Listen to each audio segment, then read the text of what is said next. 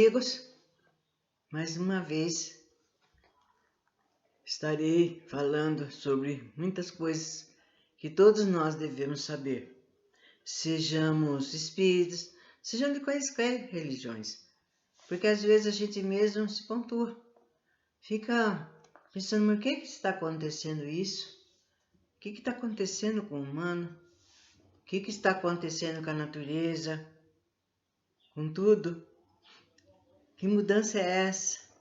Então a gente, por meio de algumas palavras, que eu torno a dizer que não são minhas, não são da minha cabeça, e sim de determinados autores maravilhosos que editaram esses livros, das quais nós estamos tendo conhecimento e está na hora de ter esse conhecimento, que nós todos já desenvolvemos bem a nossa inteligência, estamos aptos para entender. Nós tínhamos falado das regiões da Terra e agora eu estou me propondo de explicar sobre cada faixa, cada região, e nenhuma é igual à outra. E dependendo daquilo que aquele espírito que estava encarnado, quando ele desencarnar e que é visto o que ele fez, que a gente não passa só por uma inspeção, a gente passa por uma espécie de inquérito, para dizer o que fez, por que não fez, né? Por que foi omisso, né? Por que fez isso por que há tanta maldade no coração? Assim, e eles são encaminhados nessas zonas de punição para aí ele ficar. A gente fala zona de punição, mas é um lugar onde ele tem que ficar e pensar e resolver melhorar até ele poder sair daí.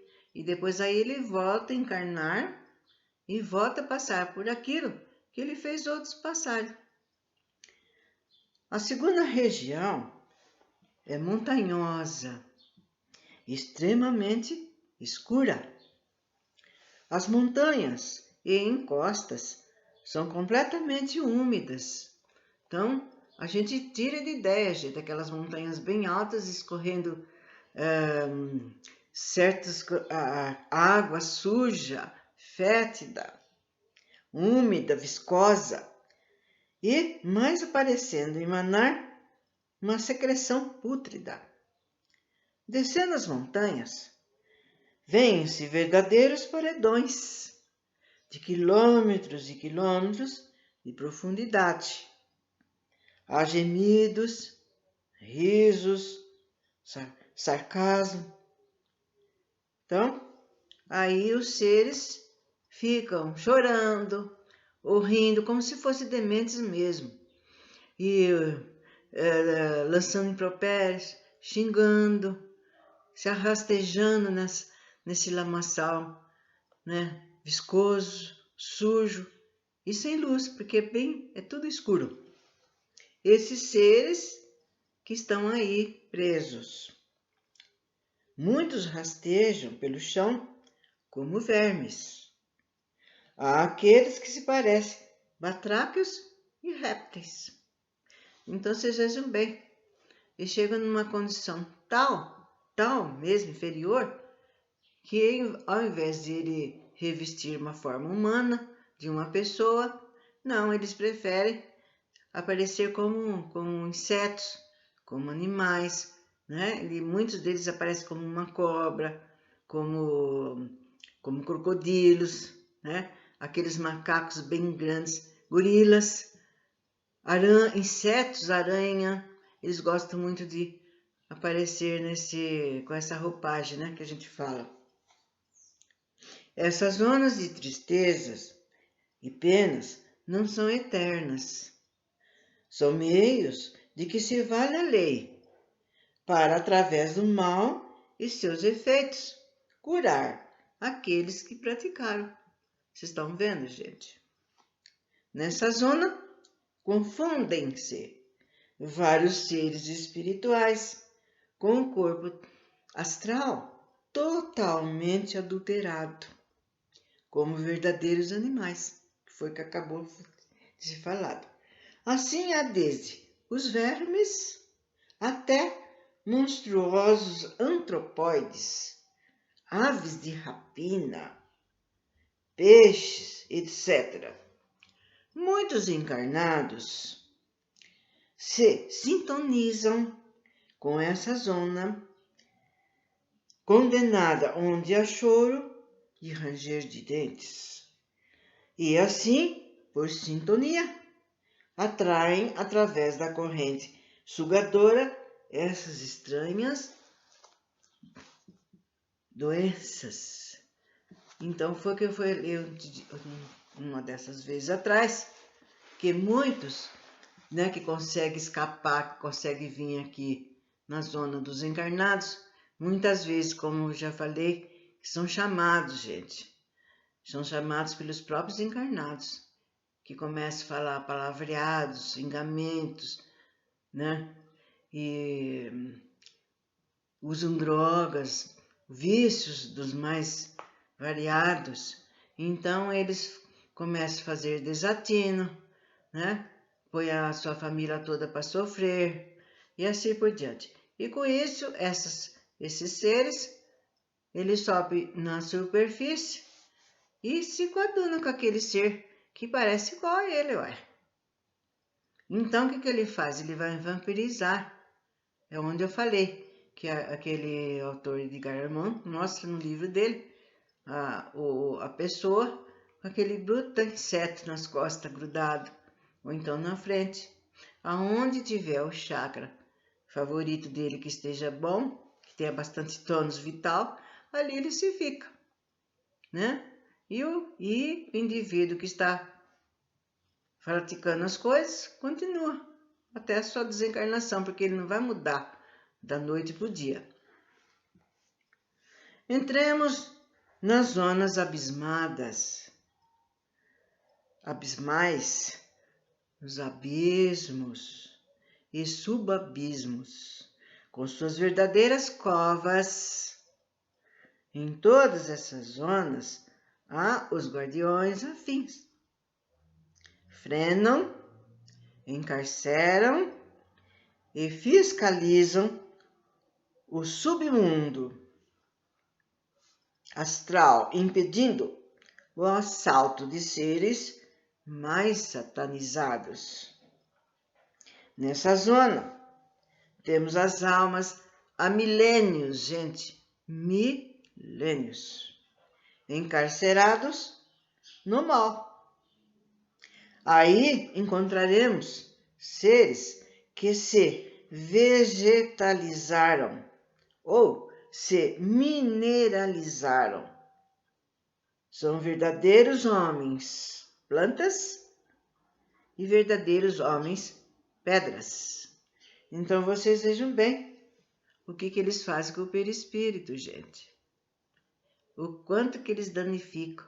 Mas como já foi falado aqui, eles não ficam eternamente desse jeito.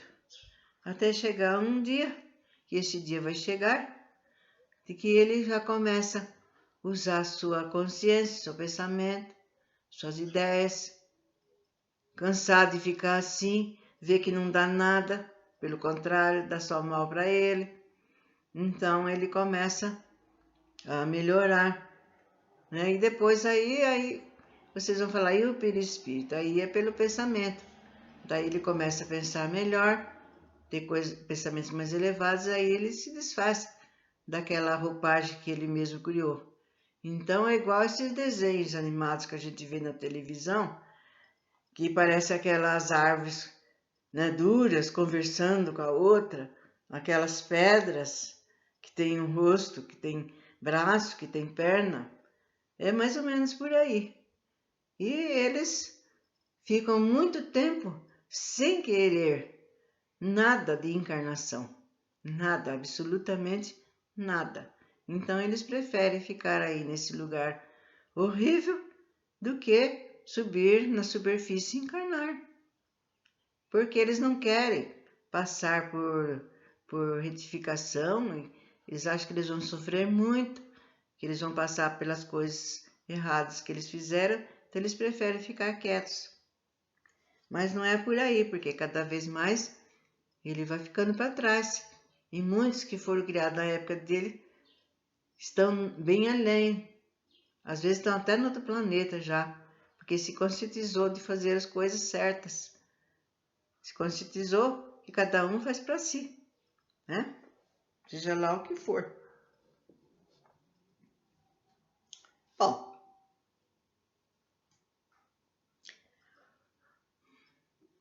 então, como nós depois vamos falar mais outras coisas sobre essas regiões, né? Eu vou tornar a falar das zonas, apenas para recapitular, e vocês pode até, em pensamento, fazer conta que vocês estão vendo, como seria na zona astral superior, né? Como seria se a gente melhorasse de maneira de ser, de pensamento. É lógico que a gente não vai mudar de uma hora para outra, né? Vocês estão vendo que cada vez que a gente for viver no outro, como nesses que estão indo para outro planeta, não vai ser pouco tempo, vão ser milênios de tempo que eles vão ficar lá, o suficiente para que ele chegue num termo, né, de fazer aquilo que é necessário, porque aí vai ficar igual os capelinos quando vieram para cá. Não foi um nem dois, foram milhões de capelinos que vieram para o nosso planeta com a finalidade única de ajudar o terráqueo,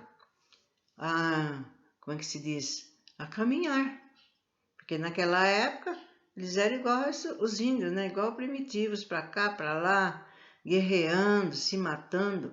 E quando eles viram no plano astral que a Terra era uma verdadeira colônia de guerra, de violência, muitos deles choravam, desesperados e arrependidos. E foram esses arrependidos, esses que foram tocados pelo coração, que voltaram para o seu planeta de origem, para o seu orbe.